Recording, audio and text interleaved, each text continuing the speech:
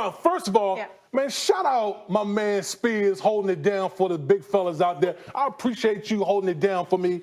Max, you out here looking like Mr. Rogers out here, and you trying to get on me? Like, you always be dropping little sly. You always be dropping little sly comments about me. You know what I mean? Hey, I'm gonna say like this. Hey, y'all said what y'all said. Y'all didn't tell a lie. That's right. You didn't tell a lie. Am I supposed to be upset in my feelings or something like that? All I was saying to people like this. I wonder what he's going to be eating. Everything. Everything. I mean, I ain't mad it's going to be a lot now. It's going to be I'm telling you right now, it's already. That's what Thanksgiving's about. Oh, it's going down. That's why we need to hurry and get this show over with, because it's going down. I totally agree. I totally agree. Are you even allowed in the kitchen before the meal's ready? White meats. No. You can't have too many people in the kitchen. Can't have too many people in the kitchen. The legs and the thighs are the dark meat. By the way, you know what? Notice how we never talk about what you're going to be eating, Molly. I'm going to eat the whole spread. All right, just say it. Say it loud and proud. Say it loud and proud. I'm glad Stephen A. brought it up. Did you say the mac and cheese? Sorry. Little distraction. Did you cook anything? What's your favorite dish? I'm hosting my whole family on Friday, cooking the entire Thanksgiving dinner. That's why my husband's in Detroit today with his family. Tomorrow, hosting my family. I mean, we do have to work tomorrow. You bringing a dish. We do have to work tomorrow. We still gonna be hungry tomorrow. So while y'all you wear your loose jeans another day? Yes. Yes, I am. Stephen A. got the pregnancy pants on. Right. Yes, I do. Because I got long johns under them. Oh, my goodness. Clearly, we're all hyped for our Thanksgiving feast. But I can't wait for this matchup on Sunday, you guys. Seriously, it's like the Super Bowl came early. Lamar Jackson wreaking havoc through the NFL, sitting pretty at 9-2. And he gets the ultimate test Sunday when the NFL's #2 scoring defense in the 10-win Niners head east. Earl Thomas knows what it takes to get to a Super Bowl. He has been to 2. Listen up. Super Bowl, you think the 49ers going to the Super Bowl? It could be. Let's see. We just go out there and try to play the best football we can possibly do. And when the Super Bowl comes, whoever we play, they're going to be in trouble. Stephen A. Yeah. Do you love or hate Earl Thomas's Super Bowl guarantee? I hate it. Let me explain why. And Max and Molly will easily know where I'm going with this. I love it in boxing. I love it in tennis. I love it in golf. I can't stand when dudes do that with a team game because I can't depend on everybody. See, if Earl Thomas is saying that about Earl Thomas, ain't nothing but love for this brother. I know the brother can play. I know what caliber of a player he is. He's a champion, etc. How many times have we heard cats say that and somebody else on this squad don't show up?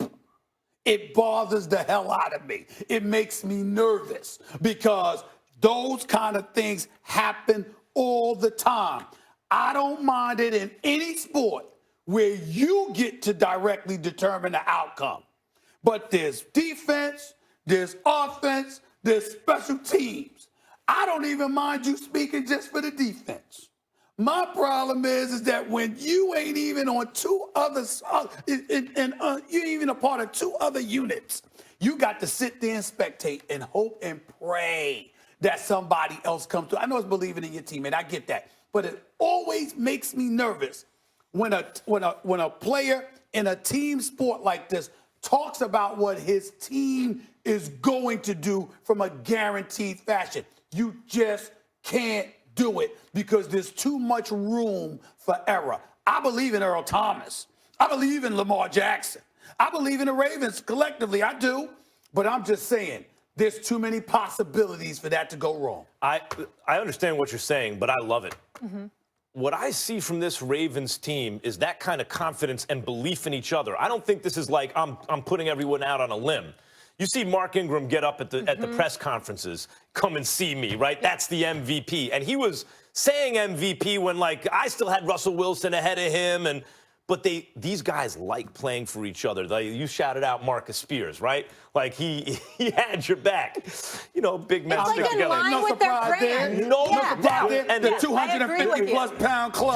250. You know what I'm saying? 250. I said plus. If Damian Woody showed up in the set at Oh my 250, God. we'd rush him to a hospital. Something be wrong. And what are we, husky, the man. I'm back club husky. here? Yeah. The point is, I love this, and this matchup, I agree with him too.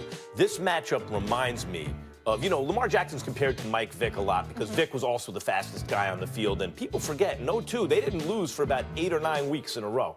They just rolled. I think they had a tie in there, but they were beating all these teams. They'd lost to the Bucks, and when they lost, I remember I was doing Around the Horn at the time. When they lost to the Bucks again, I was like, oh, wait a minute, that Bucks defense. They have, no one's as fast as Vic, but they got like 6, 7 guys who were kind of almost as fast as him, and they're chasing them all over the place. I thought the Bucks would win the Super Bowl based on them beating Vic late in the season. They were the only team that could stop them. That's how I'm looking at this game. I'm looking like, how real is San Francisco's defense? Go stop Lamar Jackson. If you can do that, I'll take you to win the Super Bowl. But it's like that, Damian. I love what he said. Listen, I think what he said is what they've been talking about the whole time. Yeah, it's in line with who they are. I guarantee you, like John Harbaugh, everybody's been saying it, but he's the first one to just verbalize it to everybody in the media.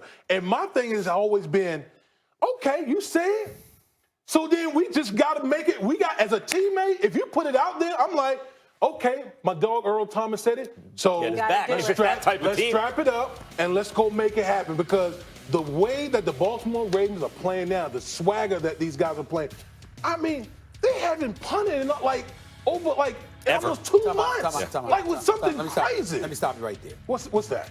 First of all, you know that's an aberration. You know that's not the stuff that typically happens, particularly from a sustainable perspective. At some point in time, you got to get down to real football where you're not blowing people out by 30 and you're in nail biters and what have you. Yeah. I want to take a moment, though. They ain't giving up points. I want to take a moment to give some love to Marcus Peters. Marcus Peters used to be in Kansas City, was considered a problem. He gets traded, or moved rather, to the Los Angeles Rams. People were blaming him to some degree, saying he ain't what he used to be, et cetera, et cetera. They are undefeated since he has arrived. And not only that, they had lost back-to-back games to Kansas City, and then they got beat up by Cleveland. This dude has been a welcomed addition. I got nothing but respect for them. And listen, I believe they're going to the Super Bowl. They're my pick to come out of the AFC. But my point to you is, I'm just talking about one guy speaking for everybody. When you know football better than us, you played it. Right. And you know there are so many components to it, and anything can go wrong. That's what I don't like about it. That's all I'm saying. And I'm just telling you, just from a locker room standpoint, when guys say things like that, they don't go to the guy and be like, man, why'd you say that? They be like, okay, he put it out there on the record, so I got my brother's back. It seems to have that kind of personality. But what I want to say, but as far as Marcus Peters is concerned, I think the reason he's excelling with Baltimore, because I think he fits the identity of the Ravens. Yeah. The Ravens are a rough rider type team. By the way, Damian Max. I love the fact that he went after Jalen Ramsey. Let me tell you why. Because I got mad love and respect for Jalen Ramsey. But Jalen Ramsey talked a lot of talk about a lot of people.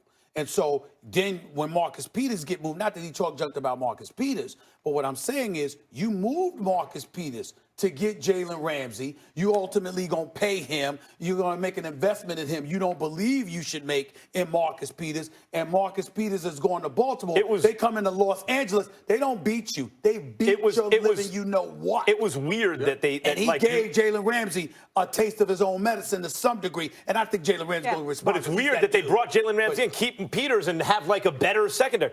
I want to quickly... I would have liked Peters and Ramsey on the Rams, personally. Number one, the Ravens are also not giving up points. They're barely giving up double digits. To Warren Sharp analytics, I shouted them out a lot. Listen to this. Ravens' last 15 drives to start games, okay? Touchdown, touchdown, touchdown. Touchdown, missed field goal, downs. touchdown, touchdown, touchdown, touchdown, touchdown, kneel down, Yeah. touchdown, field Punch goal, you in the mouth. touchdown for 80 points. Punch you in the They're mouth from the starting the jump, yeah. game by scoring a touchdown on you, and then they're not giving anything up. Yep. And I will leave you with this note, and I know this is a huge advantage. West Coast team coming east,